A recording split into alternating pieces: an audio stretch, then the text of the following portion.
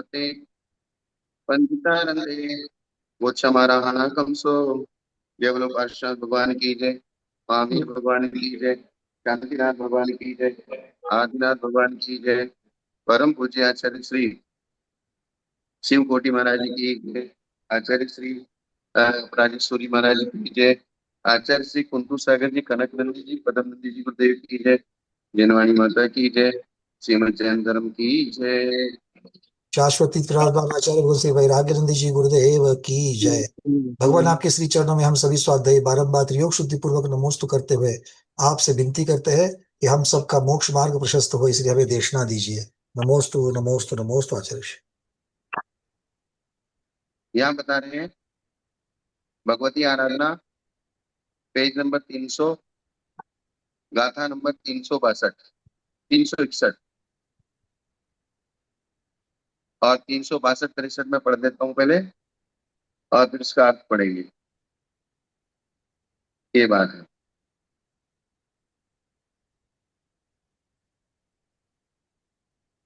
संता विगुणा कथन तयस्य न सन्ति कंचिये विसुरा सोचे अवधि दोषा जम सोथो ये अपाणम संतो विगुणा अकहिं तयस्य पुरुषस्य नवि नेतस्सन्ति अकहिं तस्य विजय गह वहिनो जग विसुदो तेजो।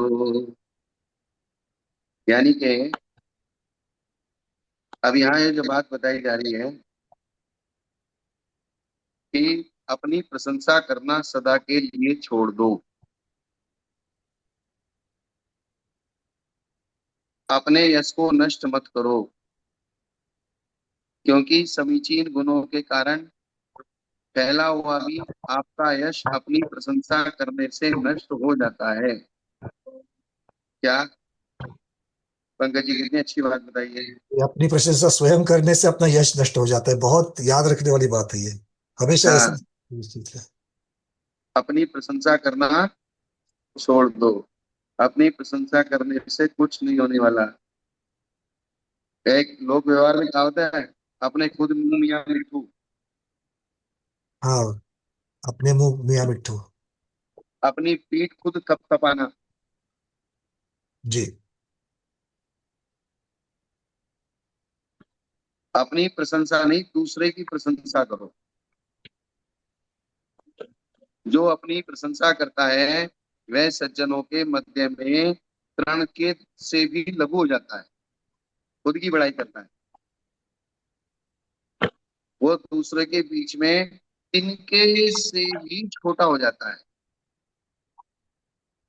मेरे में ये गुण है, ऐसा कहने वाले में विद्यमान भी गुण उसी प्रकार नष्ट हो जाते हैं जैसे कांजी के पीने से मदिरा का नशा नष्ट हो जाता है। किसी को कितनी भी शराब पी ली हो, अगर उसको खटाई पिला देते हैं तो खटाई पीने से क्या होता है? मदिरा का नशा निकल नशा, जाता है। नशा उतर जाता है। खटाई पिलाने, कांजी का मतलब खटाई। जी। तो जो अपनी प्रशंसा करता है उसके गुण भी ऐसे ही नष्ट हो जाते हैं जैसे शराब का नशा उतर जाता है खटाई पीने से। वह जो अपनी प्रशंसा करता है यही उसका सबसे बड़ा दोष है। मैं ऐसा हूं, मैं ऐसा हूं, मैं ऐसा कर सकता हूं, मैं ये कर सकता हूं, मैं वो कर सकता हूं। आगे कहते हैं कि अपने गुणों की प्रशंसा न करने से यदि वे गुण नष्ट होते हो तो उनकी प्रशंसा करना ठीक है, किंतु वे नष्ट तो होते नहीं। कि अगर हम अपने गुणों की प्रशंसा नहीं करेंगे तो हमारे वे गुण नष्ट हो जाएंगे, ऐसा तो नहीं है। अगर हम अपने गुणों की प्रशंसा नहीं करेंगे तो वे हमारे गुण नष्ट हो जाएंगे, ऐसा कुछ होने वाला नहीं। जो पुरुष अपने गुणों की प्रशंसा स्वयं नहीं करता उसके विद्यमान गुण नष्ट नहीं होते। यदि वे अपने गुणों की प्रशंसा नहीं करता तो उसके गुणों की प्रख्याति नहीं होती, ऐसी बात नहीं है। जो अपने गुण को अपने मुंह से नहीं कहता तो उसके गुण फैलते नहीं है, ऐसा नहीं है। सूर्य अपने गुण को अपने आप नहीं कहता, फिर भी उसका प्रताप सारे संसार में प्रसिद्ध है। सूर्य क्या अपने गुणों को अपने आप कहता है? नहीं। फिर भी सारा संसार जानता है कि सूरज है। आगे कहते हैं कि अपनी प्रशंसा करने से अपने में अविद्यमान भी गुण प्रकट हो जाते हैं। ऐसा कहना भी युक्त नहीं है। कोई कहे कि अपनी प्रशंसा करने से अपने में जो अविद्यमान गुण है वे प्रकट हो जाते हैं, जो गुण नहीं है वे भी प्रकट होने लगते हैं, इसलिए अपनी प्रशंसा करना चाहिए, ऐसा नहीं। नये जायन्ति संता गुणा विकथन्त यस्य पुरुषस्य दन्ति उमेलायन्तो वै पंडवो पंडवो चेवे संतम सगुणम कीर्तिजन्तम सजनो जन्म मिसो दूणे लज्जति किए पुंसयमेवे अपगुण कीर्तनम कुचा अविकथन्तो अगुणो वी होई सगुणो वे सुजन मज्जम्मी सोचे हो दी गुणो जम अपाणम नथोई बायाए जम कहणम गुणान तम नासनम हवे तेषिम बोधियुचरिदेण गुणान कहणाम उद्भाषणम तेषिम। दो गुण। रोहित को बोल। रोहित को बोल।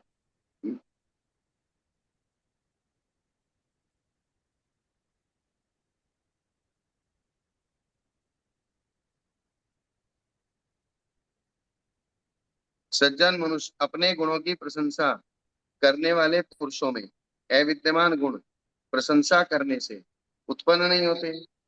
स्त्री की तरह कुभाव भाव करने पर भी नपुंसक नपुंसक ही रहता है, स्त्री नहीं बन जाता। क्या? कि मतलब जो गुण जिसमें जो अपने नहीं है उस तरीके से आप करने के लिए जाओ तो भी ऐसा नहीं कि वो आने वाले हैं। कुछ नहीं होने वाला। सज्जन मनुष्यों के बीच में अपने विद्यमान भी गुण की प्रशंसा सुनकर लज्जित होता है, तब वह स्वयं ही अपने गुणों की प्रशंसा कैसे कर सकता है? 27 सूत्र पदों में यही तो समझाया था उस दिन। 27 सूत्र पदों में यही बताया था कि अपने गुणों की प्रशंसा करने की बजाय अरिहंतों के पंच परमेश्वरों के गुणों का व्याख्यान करो। अपने गुणों की प्रशंसा न करने के गुण कहते हैं। अपनी प्रशंसा न करने वाला स्वयं गुण रहित होते हुए भी सज्जनों के मध्य में गुणवान की तरह होता है। गुण रहित को गुणवान कहना तो परस्पर विरुद्ध है। ऐसी आशंका होने पर कहते हैं कि वो जो अपनी प्रशंसा नहीं करता है उसका यही गुण है, किसी में एक भी गुण ना हो फिर भी वो अपनी प्रशंसा नहीं करता, तो बोले ये गुण है उसमें। भावार्थ है कि सम्य ज्ञान दर्शन आदि गुणों का भाव होने से वह गुण रहित है, किंतु अपनी प्रशंसा न करने से के गुण से गुणवान है। यदि उसमें ये गुण है तो वे स्वयं कसौटी पर कसे जाएंगे। कस्तूरी की गंध के लिए कोई कसम नहीं खानी पड़ती। कस्तूरी की सुगंध के लिए भाई इसमें सुगंध है या नहीं है, इसके लिए कस्तूरी बेचने वाला कसम खा के नहीं बेचता। बोले मैं जो है अपने पिताजी की कसम खाता हूँ कि इस कस्तूरी में सुगंध है। सुगंध है तो नाक में आएगी ना। है? हाँ, अगर असली हो तो 800 साल तक कस्तूरी की सुगंध रहती है। 800 साल तक? हाँ, कितने? अगर असली कस्तूरी हो, मृग की नाभि से जो निकलती है, और उसमें ऐसा कहते हैं एक हाथ में अगर इधर इसके हाथ में कस्तूरी दबाई हुई है तो दूसरे हाथ में सुगंध आती है। क्या? जी, इतनी प्रबल होती है मतलब वो। हाँ, उसकी गंध।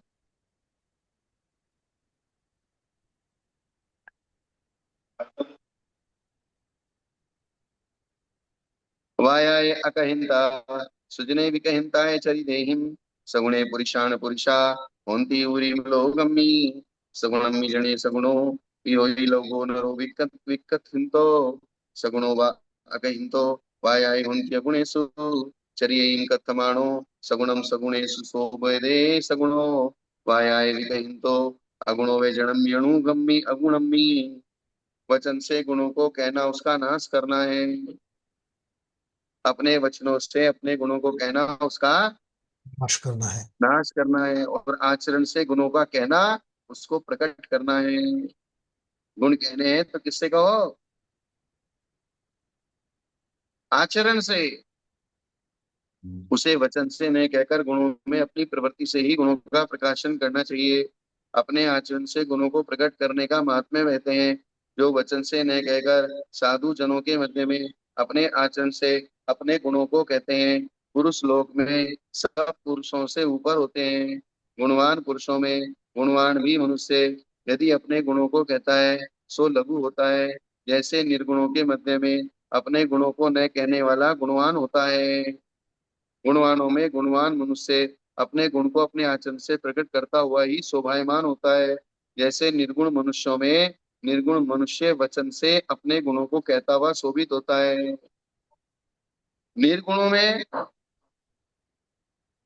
जैसे निर्गुण लोग रहते हैं, वो आपस में एक दूसरे के गुण कहते रहते हैं, आपस में अपने अपने गुणों की प्रशंसा करते हैं। मैं ऐसा हूं तो सामने वाला कहता है मैं ऐसा हूं, बोले कि मैं ऐसा हूं, तो ये बोले मूर्खों की सभा है इसकी। मूर्खों की सभा है। मूर्खों की सभा में ऐसा होता है, सब अपने अपने गुण कहते हैं। लेकिन विद्वानों की सभा में ऐसा नहीं होता है कि सब अपने अपने गुण कहते हैं। वो आचरण से ही प्रकट करते हैं। हाँ, सगणे वा परगणे वा पर परिवादम क्षमा करे चाह। अच्छा साधन विरदा होई सदा वज्र भीत हुए। आयास वेर भय दुख सोयलो गत नाणी करी। परिनिंदा विहुपावा दोहग करी श्रेण वेसा। इच्छा परस निंदम जो अपानम ठवेदुमिच्छेजे। सो इच्छति आरोग्यम परम विकड़ुओ सहो पिए। दट्टूण अन्न दोषम सपुरुषो दज्जियो स्वयं होई। रखइय स्वयं दोषम दोषम वे तयम जन जम भयण। अपने गण में अथवा दूसरे गण में दूसरे की निंदा नहीं करना चाहिए। सदा अति असाधना से विरत रहो, सदा पाप से डरो। अभी तक आचार्य का संघ को उपदेश चल रहा है। अपने संघ में अथवा दूसरे संघ में दूसरों की निंदा नहीं करना। एक जगह की बात दूसरी जगह नहीं कहना। एक बात दूसरे की बात दूसरे को नहीं कहना। और अति असाधना, अति असाधना क्या मतलब है यहाँ?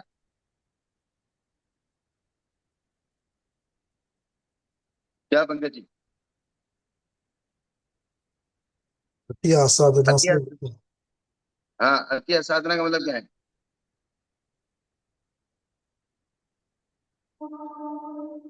है क्योंकि उन्होंने पाप शब्द को तो अलग से कर दिया यहाँ पर। तो अति हाँ, आसाधना, आसाधना सदा विराधना ये शब्द तो पर्यायवाची है, बट यहाँ पर किस अपेक्षा से लिया है? विराधना, विराधना। विराधना की अपेक्षा। विराधना जैसे आपके व्रत है, तो व्रत, व्रतों की विराधना करना, सामायिक आदि की विराधना करना, या आपके अटैच गुणों की विराधना करना, या आपके सम्यक दर्शन ज्ञान चारित्र की विराधना करना, विराधनाओं से बचो। तो यहाँ पर अतिचार शब्द से ले सकते हैं इसको, अतिचार आदि। हाँ, मतलब अतिचार भी, वैसे तो निरतिचार स्वयं पालन करना चाहिए, लेकिन आप रोज का ही काम हो गया। आज हम्म। ये काम आ गया, आज वो काम आ गया, आज ये काम, कुछ ना कुछ आता रहेगा। अपनी समय हो ही नहीं रही, स्वाध्याय हो ही नहीं रही, प्रतिक्रमण हो ही नहीं रहा। एक दिन नहीं हुआ, दो दिन नहीं हुआ, तीन दिन नहीं हुआ। कभी कभार आचार्य ने कहा है कि कोई विशेष धार्मिक प्रसंग हो। धार्मिक प्रसंग का मतलब कोई बड़ा विधान है, कोई पंच भगवान का पंच कल्याणक चल रहा है, उसके कारण से आपको स्टेज पे बैठना पड़ा, या भगवान के कार्यक्रम में आप बैठे हैं, उसमें भी आप वही बैठे बैठे सामायिक आदि क्रिया कर लीजिए, वो भगवान का काम है। लेकिन सामान्य रूप से ही आप अपनी क्रियाओं को अर्थात विराधना करते रहते हो, तो ऐसा नहीं करना। तल्लेखना भी अगर मान लो कराई जा रही है और अंतिम क्षण उसी समय में आ रहा हाँ, है। संलेखना चल रही है, तो संलेखना चल रही है तो उसमें आपकी बाई चांस सामायिक प्रतिक्रमण का टाइम निकल गया है, तो वो एक बहुत, वो आपकी सामायिक और प्रतिक्रमण से भी ज्यादा जरूरी काम है। जी।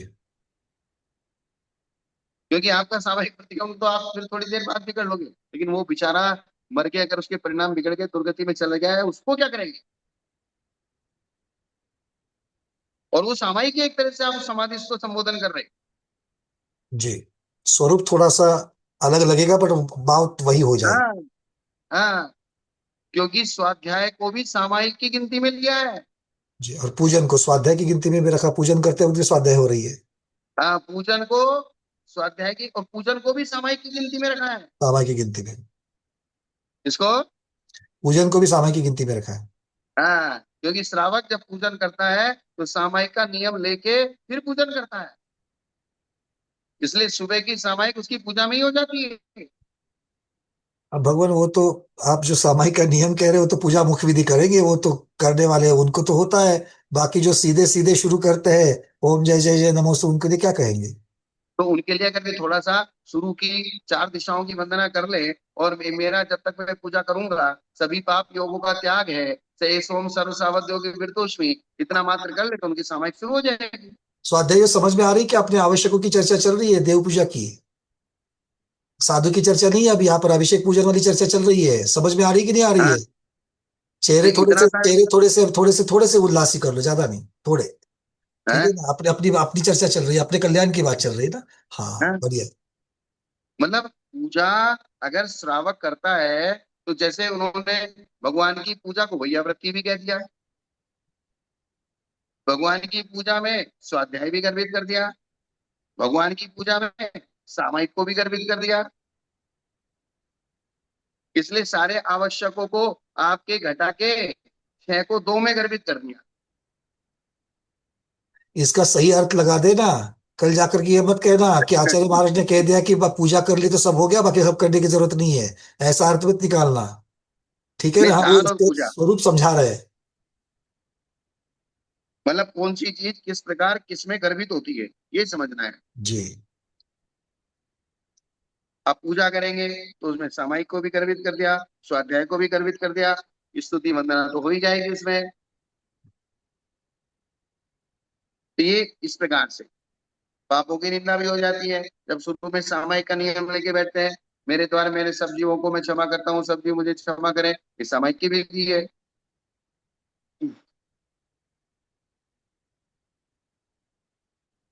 मतलब कहने का मतलब ये है, जब हमारे पास पूरा टाइम होता है, पूरा अवसर होता है, तब हम अपनी क्रियाओं को पूरी तरीके से करें, और जब हमारे पास अवसर कम होता है तो चतुराई से उसको पूरा करें।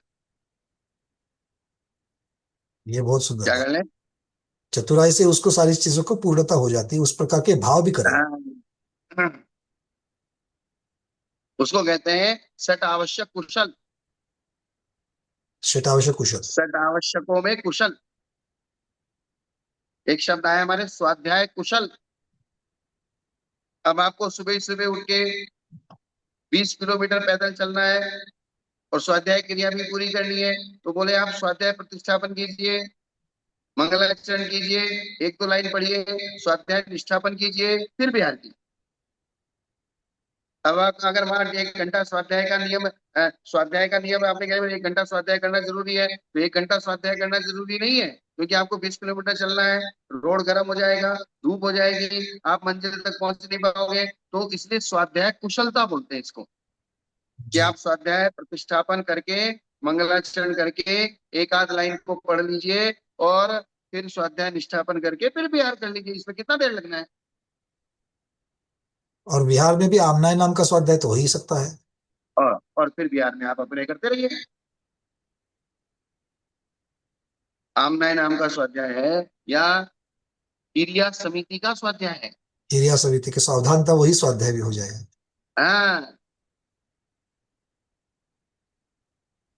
पर निंदा का दोष कहते हैं। पर निंदा आयास को लाती है, बैर को लाती है, भय को लाती है, दुख को लाती है, शोक को लाती है, लघुता को करती है, पाप रूप है, दुर्भाग्य को लाती है। क्या? ये आयास शब्द से क्या लेंगे भगवान यहाँ पर, हिंदी? एक सेकंड बताता हूँ।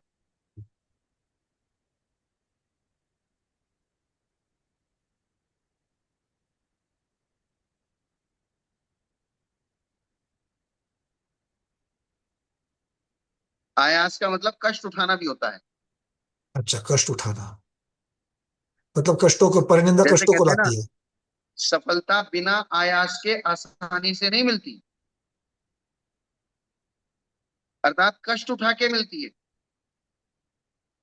जी। बिना मेहनत के सफलता नहीं मिलती, अर्थात पर निंदा आदि करने से आपके जो काम आसानी से होने वाले थे वे काम भी कठिन हो जाते हैं। क्योंकि अगर किसी को पता, मान लीजिए जिसकी आपने निंदा की और उसी से वो कार्य सिद्ध होने वाला था।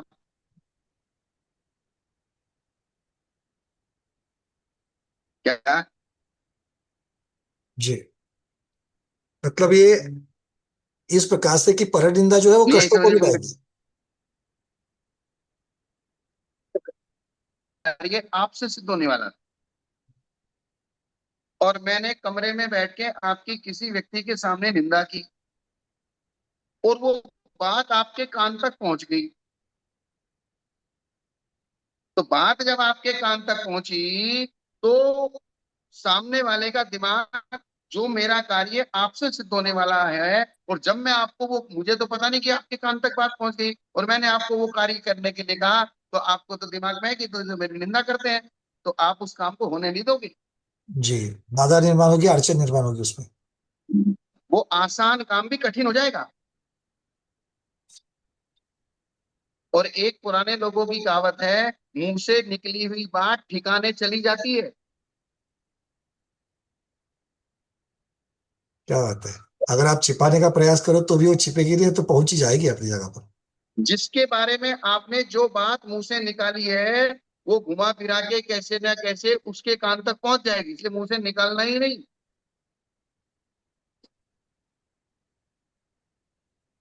क्या? बहुत बढ़िया, ये बहुत सुंदर बात है। मतलब ये हम एक वो एक बिल्ली के जैसे इसमें रहते कि भाई हाँ, बिल्ली जैसे आंख बंद करके दूध पीती है कि मुझे कोई नहीं देख रहा है, मैंने आंख हाँ, बंद करी तो कोई नहीं देख रहा है।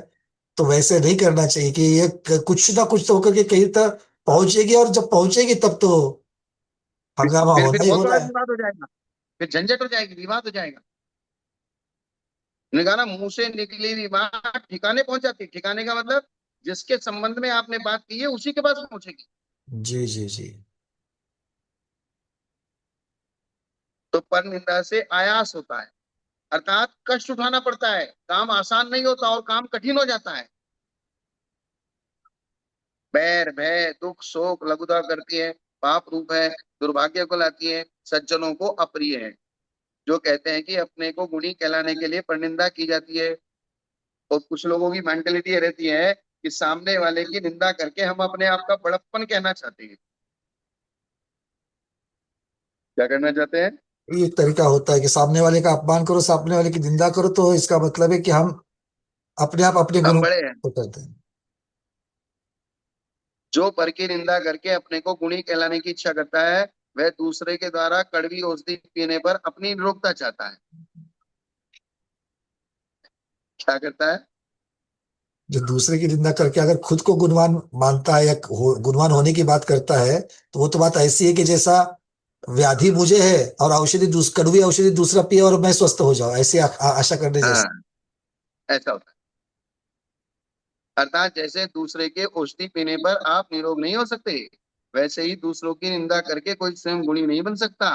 सत्पुरुष दूसरों के दोष देखकर स्वयं लज्जित होते हैं। लोकापवाद के वैसे वह अपनी तरह दूसरों के भी दोषों को छिपाता है। सज्जन पुरुष किसी के दोषों को कहने में लज्जित होते हैं, अर्थात वे किसी के दोषों को अपने मुंह से नहीं कहना चाहते। अपो विवरस्य गुणो सत्पुरुषं पप्प बहुधरो होदी उदेव तिल बिंदु केशो जम्बी पर दोषम एसो सब समासो तह जय हवे सुणम्मी सुजनम्मी तुज्जम गुणे जनिदा सवथ भी विशुदा कित्ती एस अखंडीय सीलो बहु सुधो ये अपरो बताविये चर चरण गुण सुठी तोतिये धनस्य कुघोषणा ममदी बाणतिम भाणी दूणम एदम नो मंगलेतीय गणोसो गुरु गुण परिणत भावो आनंदन सुनिवाणी। दूसरे का छोटा सा भी गुण सत्पुरुषों को पाकर बड़ा हो जाता है, जैसे तेल की बूंद पानी में फैलकर बहुत बड़ी हो जाती है। सज्जन पुरुष ऐसे होते हैं, किसी के छोटे से गुण को भी बहुत बड़ा कर देते हैं। अरे ये तो बहुत अच्छा इंसान है, ये तो बहुत अच्छा आदमी है, इस प्रकार से छोटे से गुण को, जैसे तेल की एक बूंद पानी को पाकर, फैल जाती है, बड़ी हो जाती है। हाँ, पानी में तेल डालो तो पूरी फैल जाती है। तब वह सत्पुरुष दूसरे के दोस्त कैसे कह सकता है? यह समस्त उपदेश का सार है। ऐसा यत्न करो जिससे सज्जनों में तुम्हारे गुणों की उत्पन्न हुई कीर्ति सर्वत्र फैले। कीर्ति बहुत काम करती है, और निंदा करने से तुम्हारी कीर्ति खत्म होती है, और निंदा करने से तुम्हारे दुश्मन वृद्धि को प्राप्त होते हैं। क्या होते हैं? जी, निंदा करने से दुश्मन वृद्धि को प्राप्त होते हैं, क्योंकि निंदा करते हो तो आप हाँ, उनको, उनको जो नहीं है उतना महत्व दे करके आप उनको कह रहे हो, तो बड़े अपने आप हो जाते हो। और निंदा करके आप उनकी कीर्ति खुद कर रहे हो। ये आदमी ऐसा है, ये आदमी ऐसा है, ये आदमी, आप ही 50 बार उसका नाम ले रहे हो।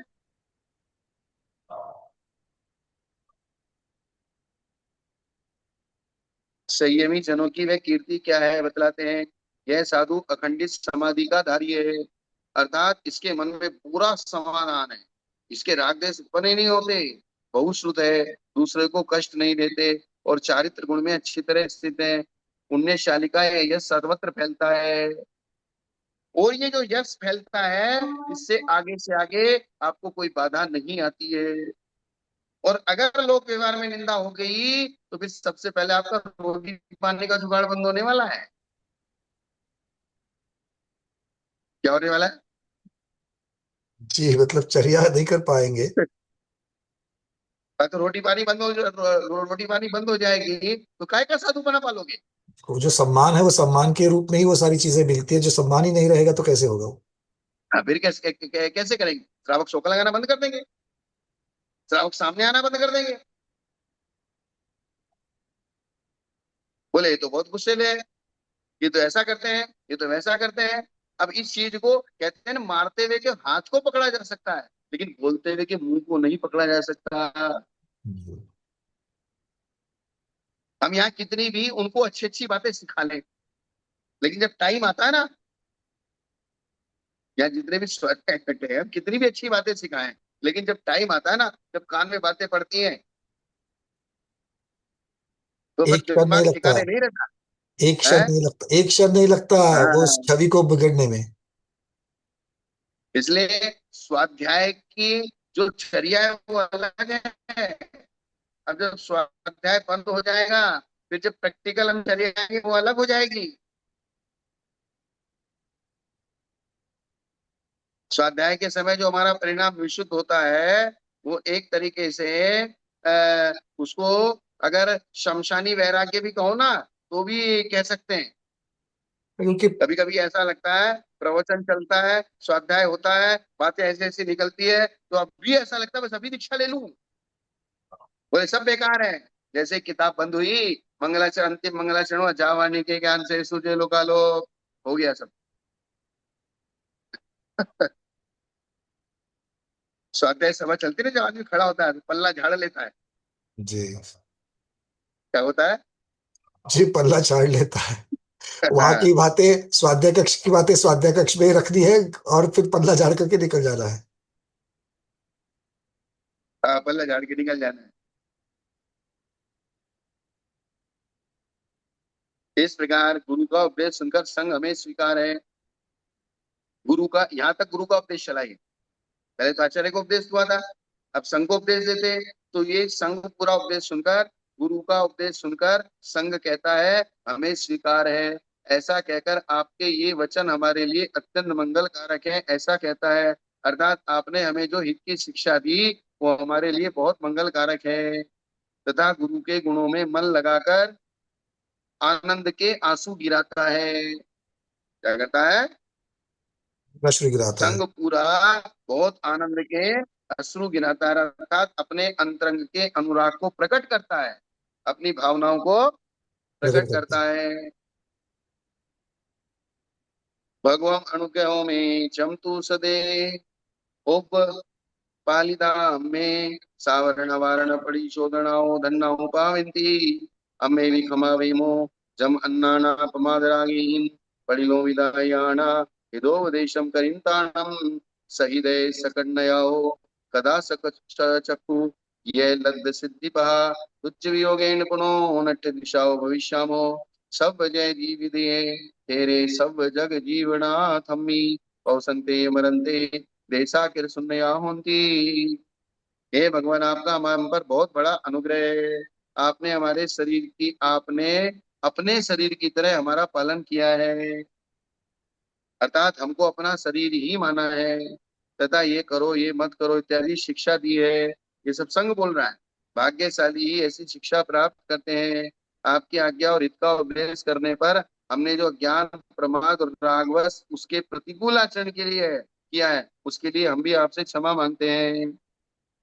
न तो हमने आपकी आज्ञा का पालन किया, आपने जो हित का उपदेश दिया, तो अज्ञान के कारण, प्रमाद के कारण, राग के कारण हमने आपके प्रतिकूल जो मन वचन काय की प्रवृत्ति की है, उसके लिए भी हम आपसे क्षमा चाहते हैं। आपने हमें हृदय युक्त अर्थात विचारशील बनाया, हमें सकर्ण बनाया था, तो आपके उपदेश सुनकर हमने कानों का फल प्राप्त किया। आपने हमें आंखें प्रदान की, हमें शास्त्र स्वाध्याय में लगाया, तथा आपके प्रसाद से हमने मोक्ष का मार्ग प्राप्त किया। अब आपके वियोग से हम दिशाहीन हो जाएंगे, हमें कोई मार्ग दिखाने वाला नहीं बचेगा। ये एक तरीके से उनके सामने कृतज्ञता ज्ञापित करते हैं। हम्म। क्या? ये नहीं नहीं, कृतज्ञता। आप तो जा रहे हैं, कोई बात नहीं, और बहुत सारे साधु मिल जाएंगे, उपदेश हमको मिल जाएगा, ऐसा कहा जाता है। ना ना, ये है? तो अब तक के जो उपकार है उसकी कृतज्ञता व्यक्त हो रही है। कृतज्ञता। अरे आपके बाद हमें कौन मार्ग दिखाएगा? तो क्या उनके बाद कोई मार्ग नहीं दिखाएगा? वो तो उनके लिए तो वहां पर उन्होंने ऑलरेडी व्यवस्था की है। हम्म। लेकिन क्या होता है, सामने वाले को ऐसा कृतज्ञता ज्ञापित करना चाहिए। जी। बोले आपके सिवाय हमारा क्या होगा, आपके बिना हमको हम मार्गहीन हो जाएंगे, दिशाहीन हो जाएंगे। तो क्या कोई किसी के चले जाने से दिशाहीन हो जाता है? किसी के जाने से कुछ नहीं रुकने वाला है। लेकिन फिर आपकी कृतज्ञता कहाँ जाएगी? जी। समस्त जगत के जीवों का हित करने वाले, ज्ञान और तप से वृद्ध, तथा समस्त जगत के जीवों के स्वामी के अन्यत्र चले जाने पर अथवा वर्ण को प्राप्त हो जाने पर देश शून्य हो जाते हैं। एक बार को राजा मर जाए, घर का मुखिया मर जाए, घर संघ का आचार्य चला जाए, तो एक एक एक बार को तो ऐसा लगता है कि बोले अब क्या होगा। वो फिर जैसे जैसे टाइम बीतता है, फिर नई व्यवस्था बनती है, नई व्यवस्था बनती है, वो ठीक है, लेकिन एक बार को क्या लगता है? ये सारा आधार चला गया इस प्रकार से। हाँ।